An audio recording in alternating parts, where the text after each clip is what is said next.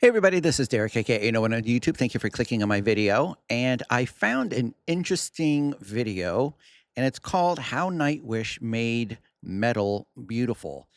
Um, I mean, it was uploaded a year ago, and it's by the channel GrafikMetal. I think that's what it says. Yeah. Um, Now I looked in the comments, and people were saying good things and expressing, of course, their admiration for the band. So I figured, what the heck? Let's cover it. I always look in the comments first, and nobody said, "Oh, this was put together stupidly" or anything like that. So shout out to Graphic Metal for putting this together. Let's kind of like check this out. And now, because this is about the band in general, I'm assuming that like all members that have been a part of it, whether it's Marco, Daria, Annette, Floor, maybe even Sammy, the original bassist. Who knows if this is going to talk about the entire history. So I'm walking into this blind. I don't know, but let's enjoy it because Nightwish is awesome. And yeah, let's go.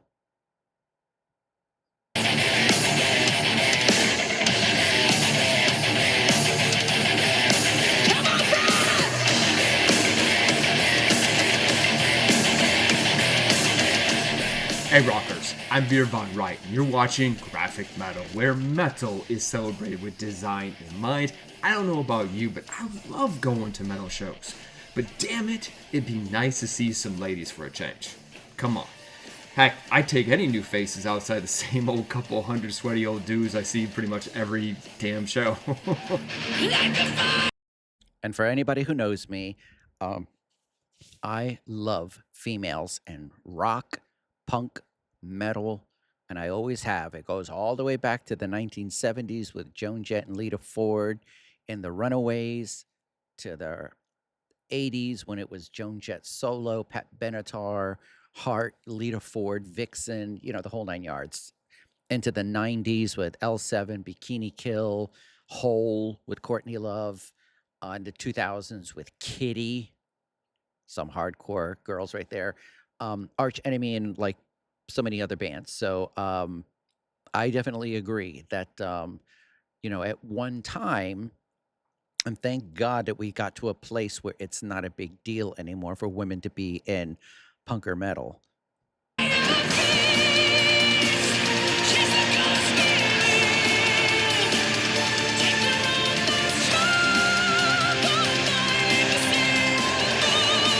I get it. Metal has just always wanted to just show up, wear a black tank, some jeans, and just rock out to some heavy tunes, right? Nothing more, nothing less.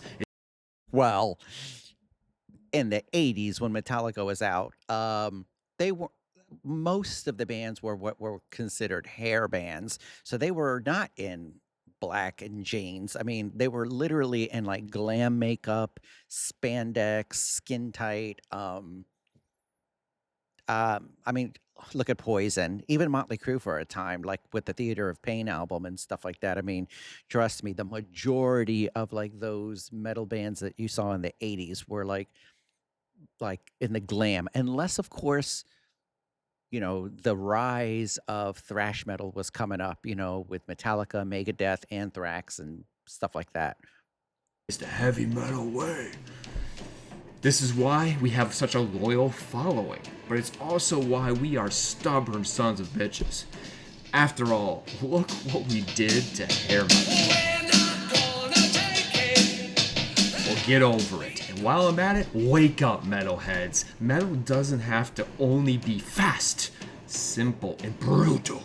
It can also be beautiful, emotional, and imaginative.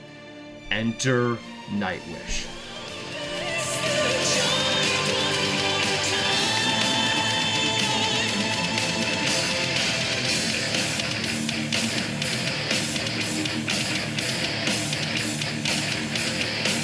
Arguably the first band to truly take that at heart, carve out a unique space for themselves and become successful while doing it.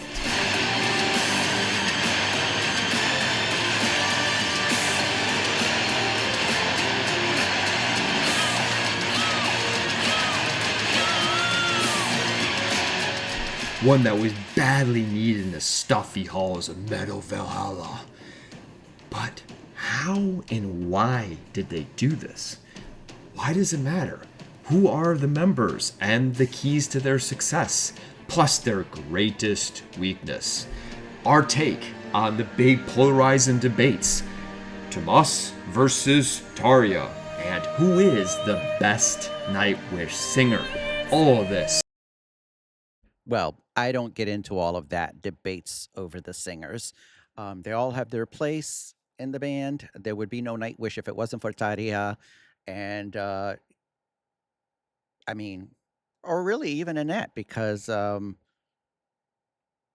I guess I can't say that with Annette because there were other singers that were. I mean, like even um, not Alyssa Whiteglows, but Elise Rise, I believe, like she auditioned. Honestly, I don't know how she didn't get in, but but needless to say, and then when it was time to replace Annette, I mean, Floor has kept it going up until this time. So I don't. I do have my favorites, but I don't. I don't do all that debate. And more on this episode of Graphic Metal.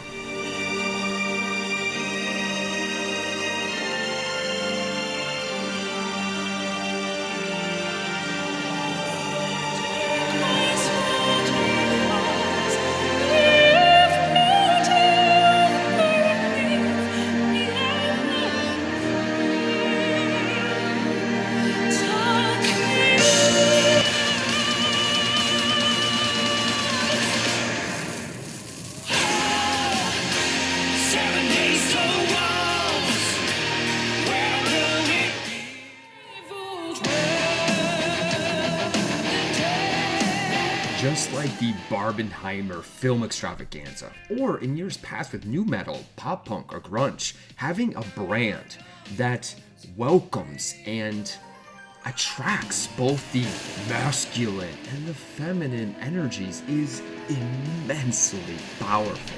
Just like in all aspects of life, having balance is important and valuable. This is what made Nightwish so special when they came out in the late 90s. It was like, whoa, wait just a minute here. This is metal? But it's so beautiful, yet heavy at the same time. What is this?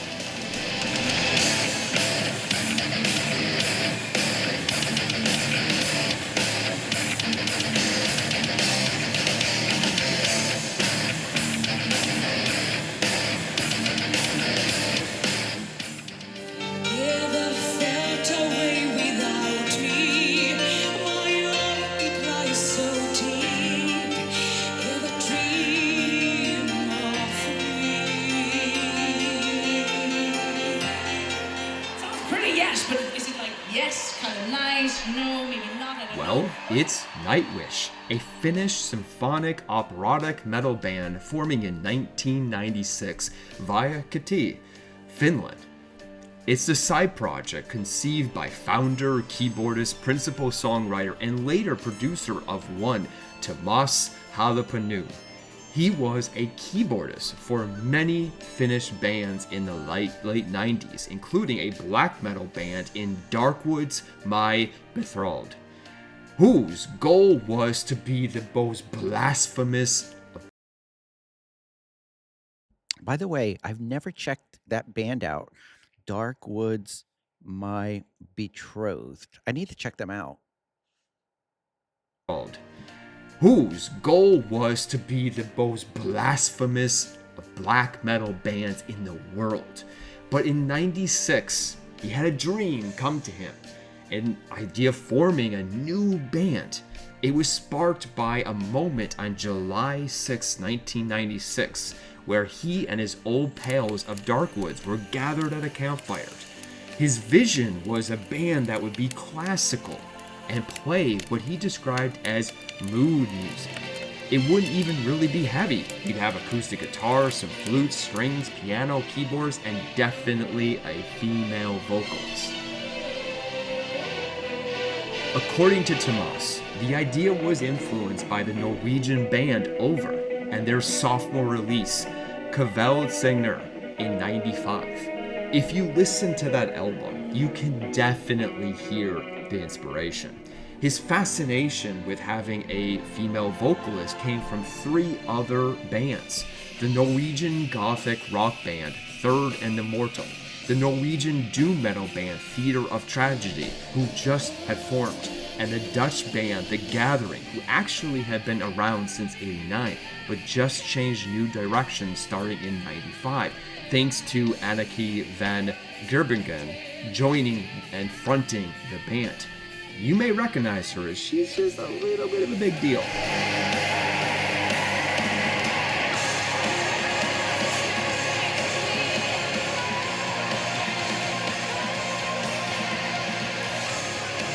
All 4 bands I highly recommend, and I will definitely do episodes on each one of them in the future.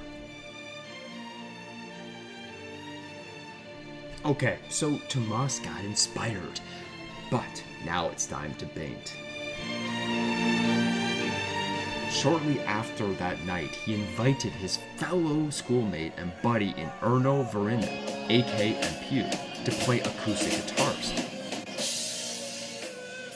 and Tarja Turunen on vocals, who had shared the same music teacher in school as they did in Plamen de Moth. They recorded their first demo in November to December of '96 and ended up calling it Nightwish after their first song that they played Aw, they were so young there. Look at little baby Tuomas.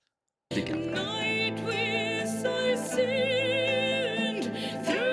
The other 2 songs were The Forever Moments and E Tienen, and as promised, it sounded a lot like Third and Immortal, but with one distinct difference coming from the fact that Tarja is not just any singer, and more on that in a moment. They would record another 3-song EP a few months later, including The Carpenter, Astro Romance, and Angels Fall First. But the big change was adding Jukka Nevolinian, aka Julius, on drums, and the acoustic being replaced with electric guitars, and them introducing a more heavy metal style to the existing experimental classical foundation.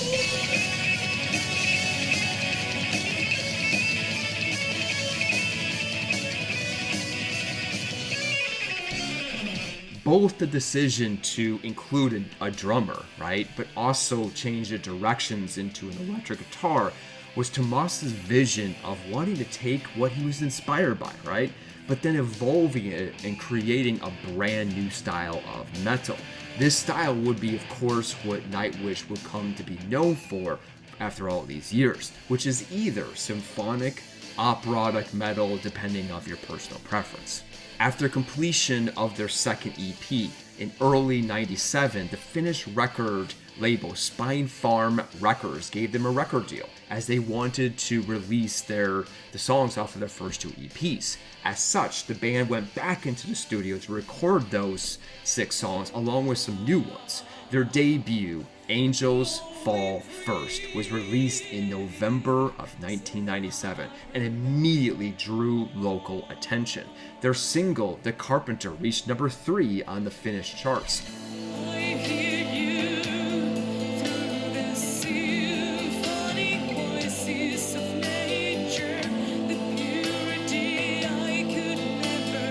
As it often goes though, critics hated it, but fans loved it.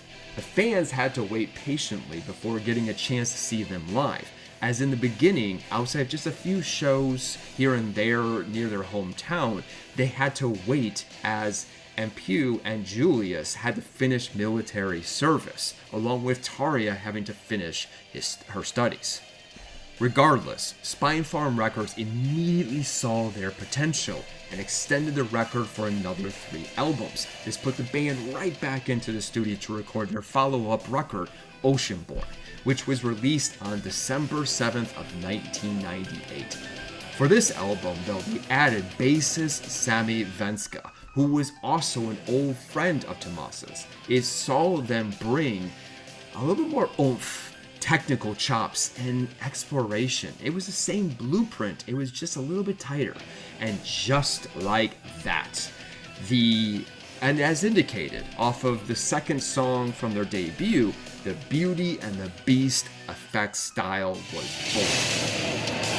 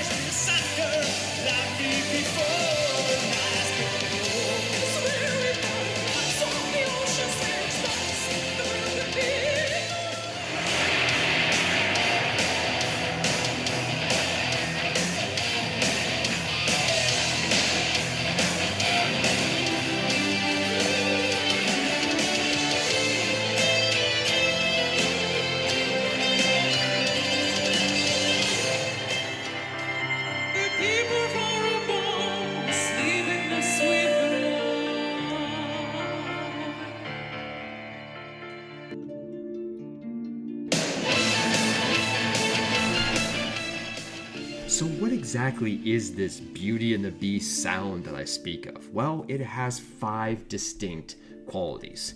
Element 1, at their root, they are a power metal band.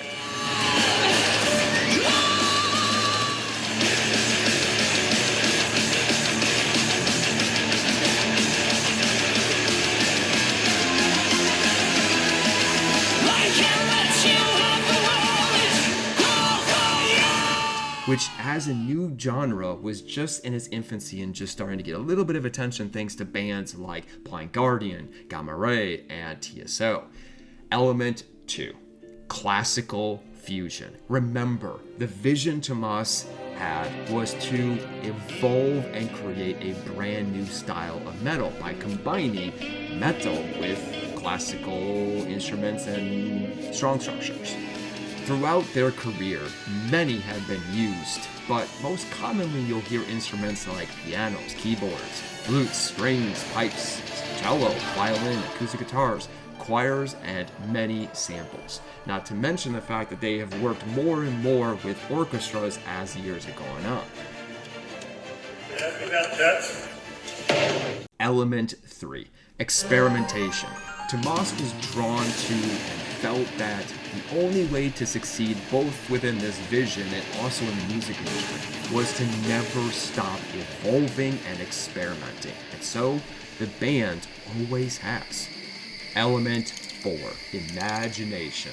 The idea of creating this new type of metal was not just musically, but it was also thematically. He wanted the lyrics, the stories to spark your imagination, to drive home this dark fantasy brand and to be filled with a sea of emotions, even if you don't care for their lyrics. Just look at some of the song titles: Astral Romance, Angels Fall First, and Nymphomaniac Fantasia. This band is poetry in motion. Element 5, female energy. Tuomas always wanted the band to be led by a beautiful and powerful female operatic singer, as means basically to create this unique sound, right? But also to create that contrast between the dark and heavy, but also emotional and beautiful. They also never lost sight of both this metal and classical fusion of their brands, which might just be the most enduring quality of the band. But speaking of female energy, the band has been led by 3 separate women, or as I like to call it, the 3-headed queen, all special in their own right. And as such, has actually sparked one of the most heated debates in all of music history. Who is the best Nightwish singer? I'll give my opinion later on. But the fact that it even exists is what makes them so important. So let's talk about each one of them.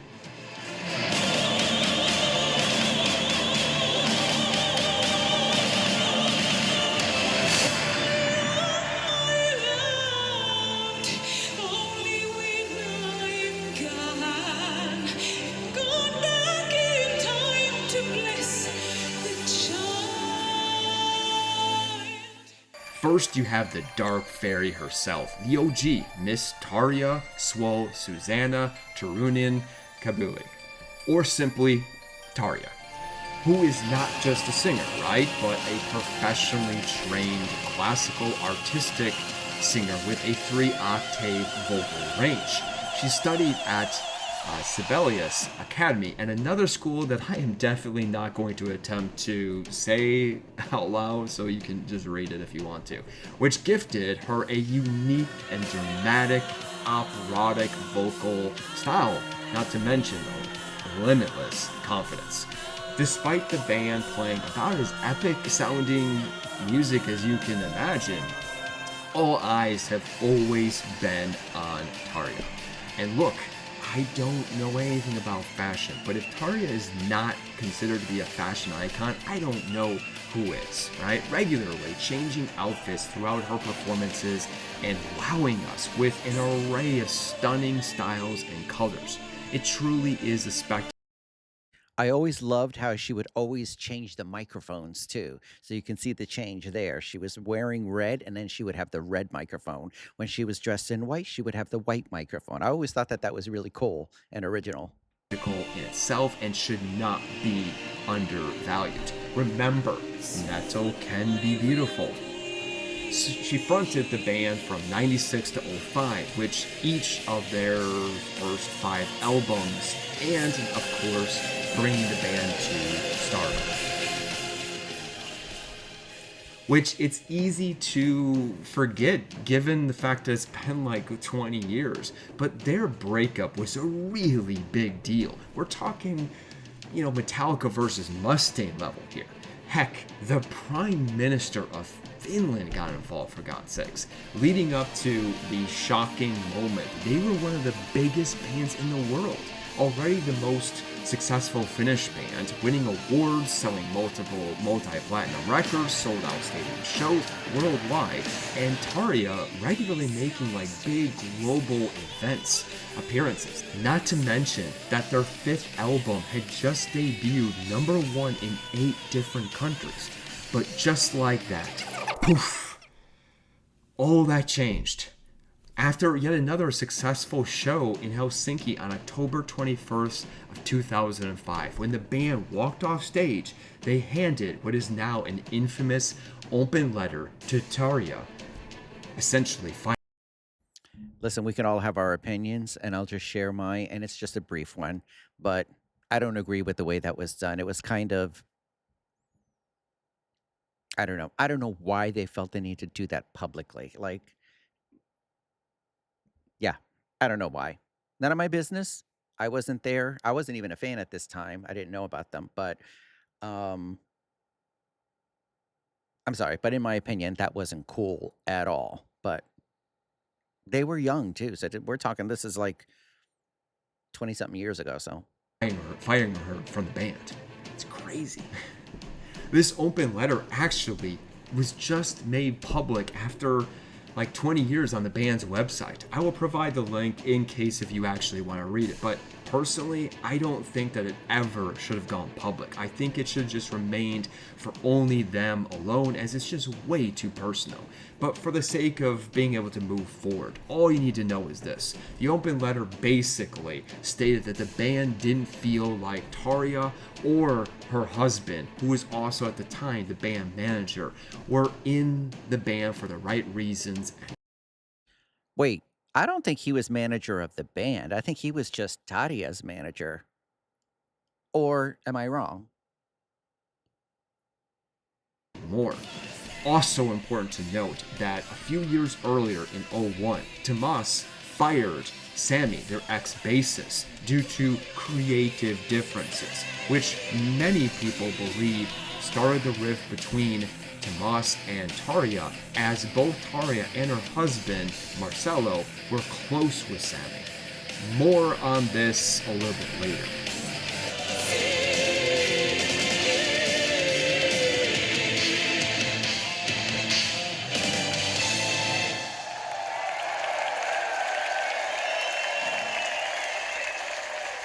So, Tarja is out. Next, we got the underdog story.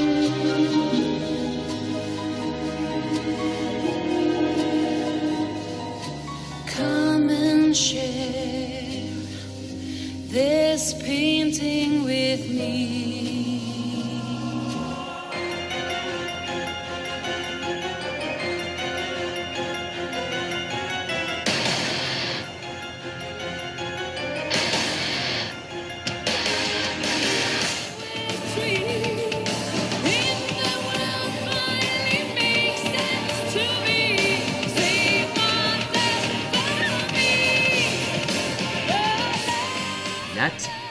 Ingrid Olsen, who joined the band officially in 2007. Over 2,000 singers were considered, and despite Tuomas' initial hesitation given Annette already had a young child, Annette remained persistent, and the band in the end chose her to front and be the next singer of Nightwish, which made sense to some degree as Tuomas did not want another singer similar to Tarja, as according to him, he felt like she was irreplaceable.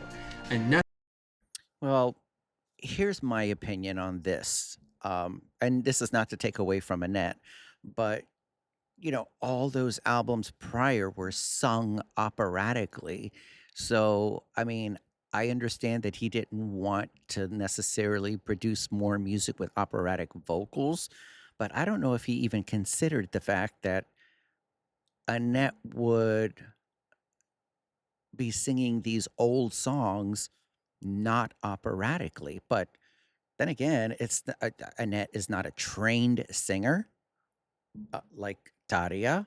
So it's like, we'll get to the point like when Floor came in, but when Floor came in, it's like Floor was trained, um, classically trained, and went to music school and vocal school and lessons. And um, Floor was able to do operatics when she wanted to, or when Tuomas wanted her to do it, and then she could do the rock voice and all of that. But yeah, I don't.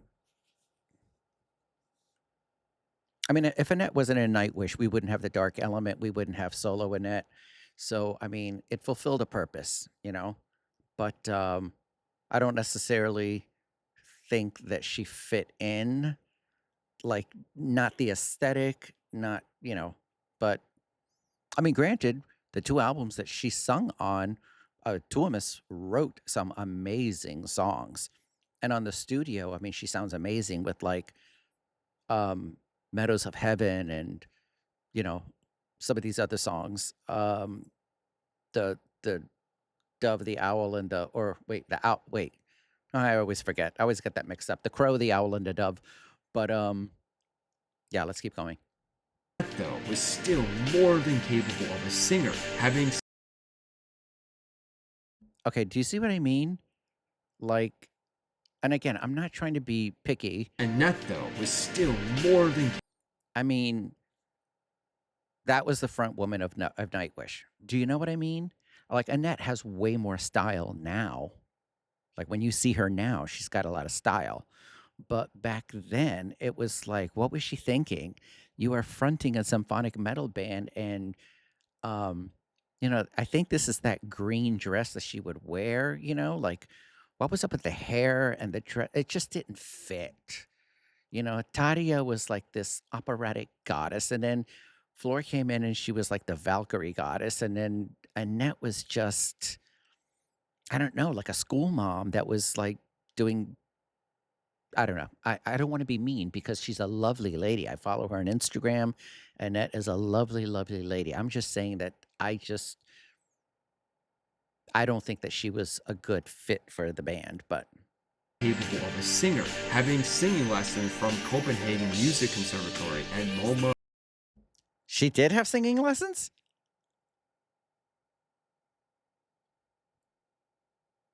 Capable of a singer, having singing lessons from Copenhagen Music Conservatory and MoMA Music University under her belt.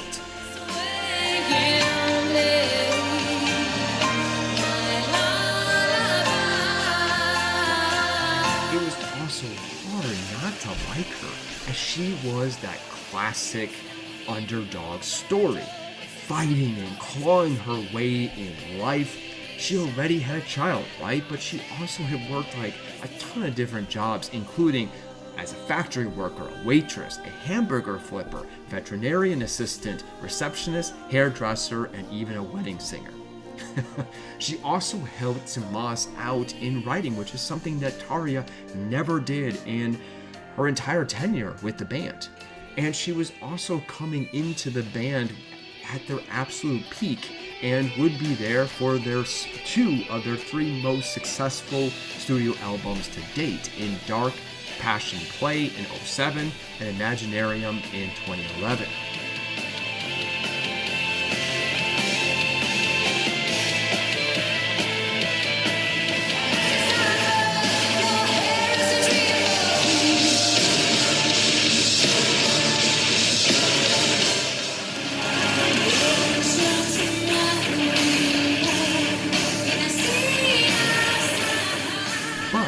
She also was just removed, just like that.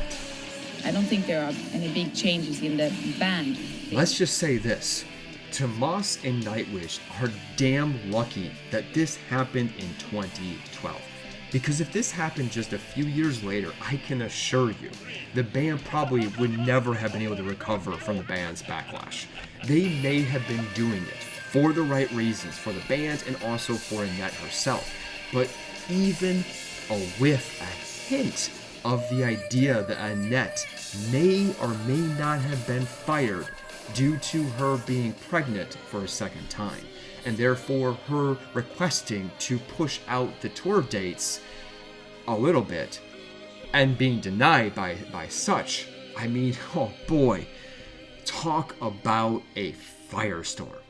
Worth noting, though, that rarely has it ever been talked about on either side of the camps. This is probably because the fact that even Annette herself probably know the real reason, and that's being the fact that all along the band actually wanted.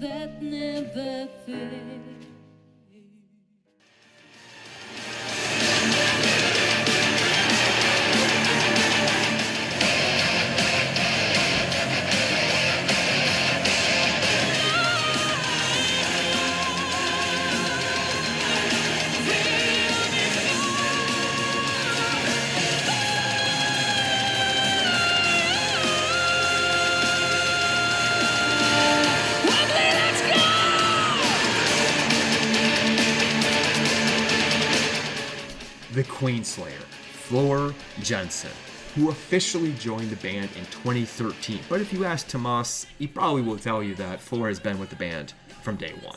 Floor started her career with the band after Forever in 97, when she was just like 15 or 16 years old. It's crazy. Also formed another band in Revamp after Forever had disbanded.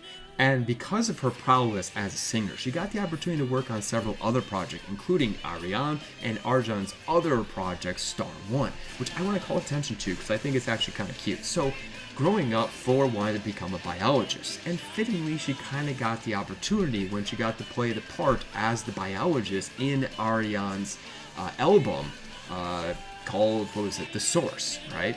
Which is pretty cool, right? Even cooler, though, might be the fact that a new species of beetle was named after her and discovered in 2018. This happened again in 2020 with a new species of a brittle star.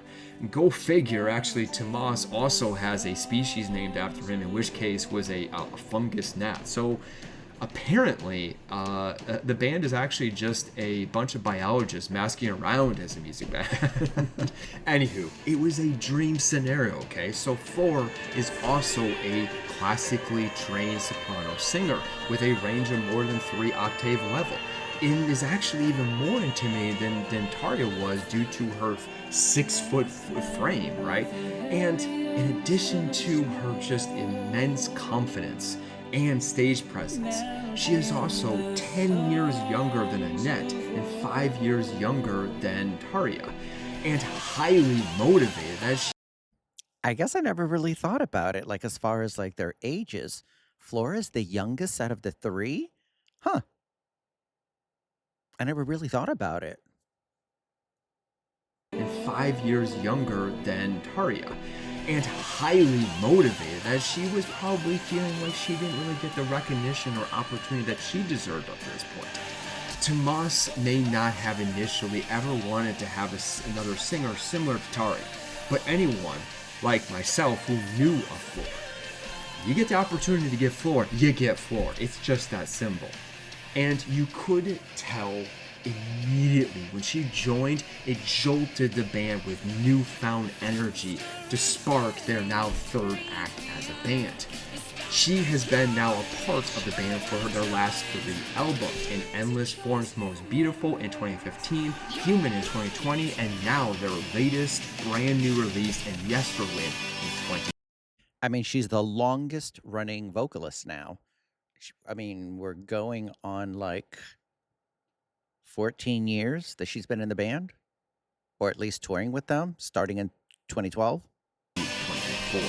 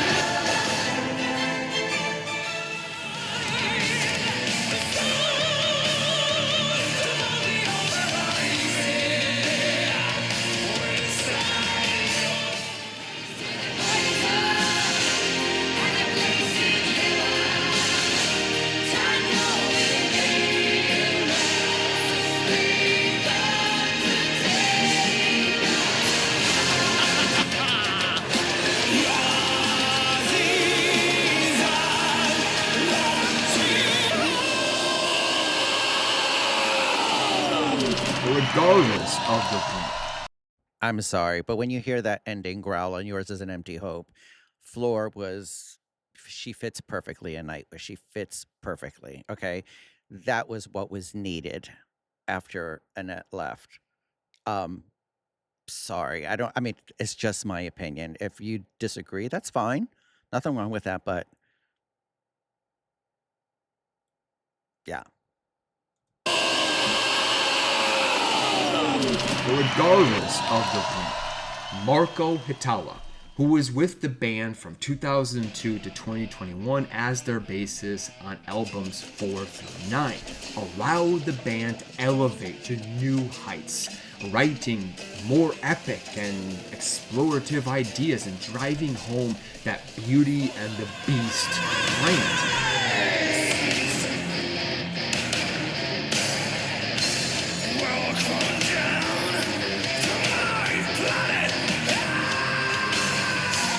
Not to mention helping out Tomas out with songwriting, and also giving the ladies a much needed break, as he was more than capable as a singer on his own. Light at the end of the world, horizon crying, the tears he left behind long ago. But sadly, he also left the band, citing health reasons during the pandemic. Cool fact is that... Was it 2021? I thought it was 2020. I thought it was literally like after Human Nature was released and that whole lockdown phase started. I could be wrong, though. You guys can correct me. I don't know if that was correct or if I'm incorrect. I have no idea. Early in his career, Hietala was actually the producer for Amorphous in 2002 to 20. I never knew that. Well, no wonder Amorphous opened for them in the Wembley show during the Endless Forms Most Beautiful tour. 2011.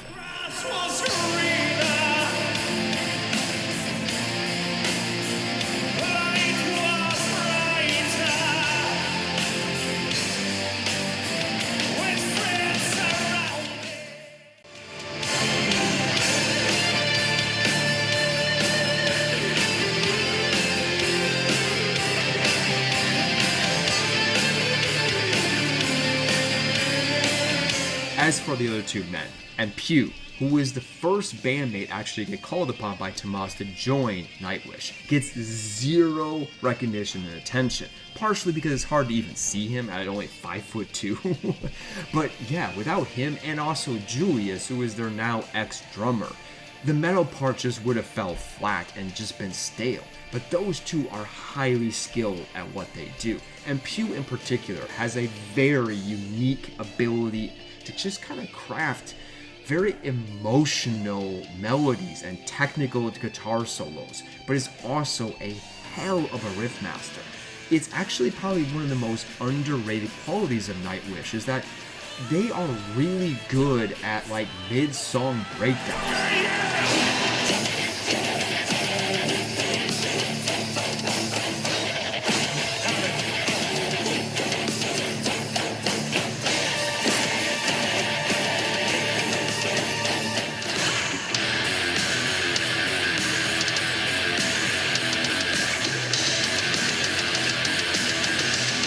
Seriously, it's kind of brilliant.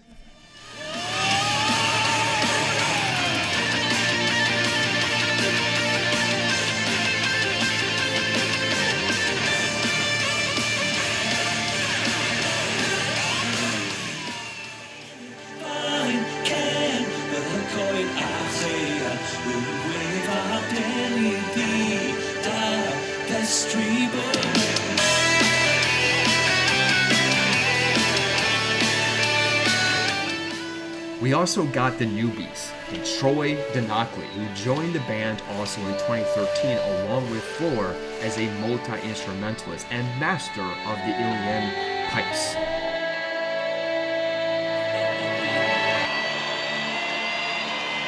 You know, I've been to Machu Picchu, and I've been to the Taj Mahal, I've been to Petra, I've seen Christ the Redeemer, I've seen most of the Seven Wonders, but it's nothing compared to this. Kai Hatu replaced Yuka on drums officially in 2019, but technically had been helping out as early as 2014 due to Yuka's health complications. And not at all confusing, but another Yuka is the most recent member of the band, Yuka Koskian, the now new bassist for the band, who also is actually in the band Wintersong, which is pretty cool.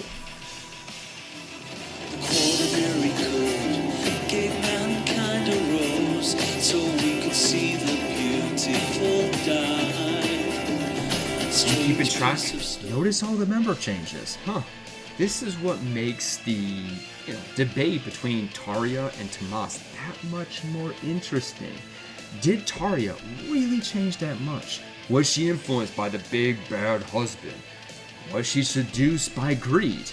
Or was it actually just Tuomas's show all along? And, well, we've heard this story before, have we not? Trent Reznor, Tobias Forge, you name it. Creative geniuses are really hard to work with. After all, now this is 5 members that have either been fired or have left the band.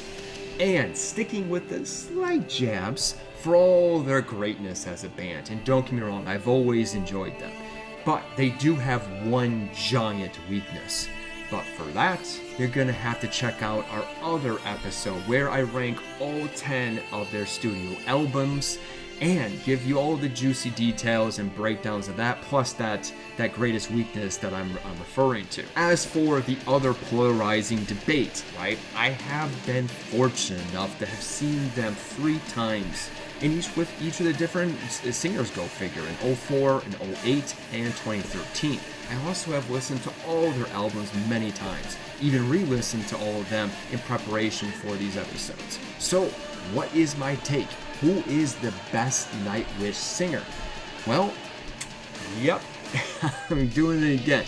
That will be tackled on our Who is the Best Nightwish Singer.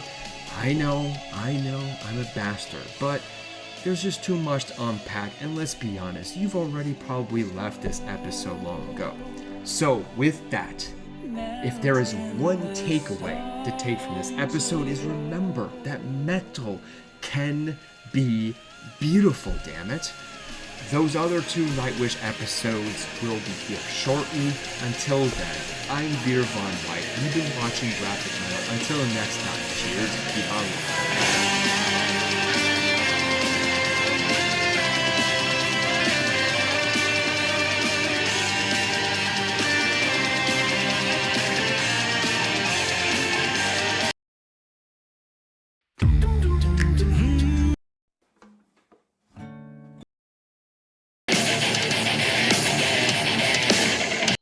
I hate it when it's like it goes to automatic play. But anyways, listen, guys.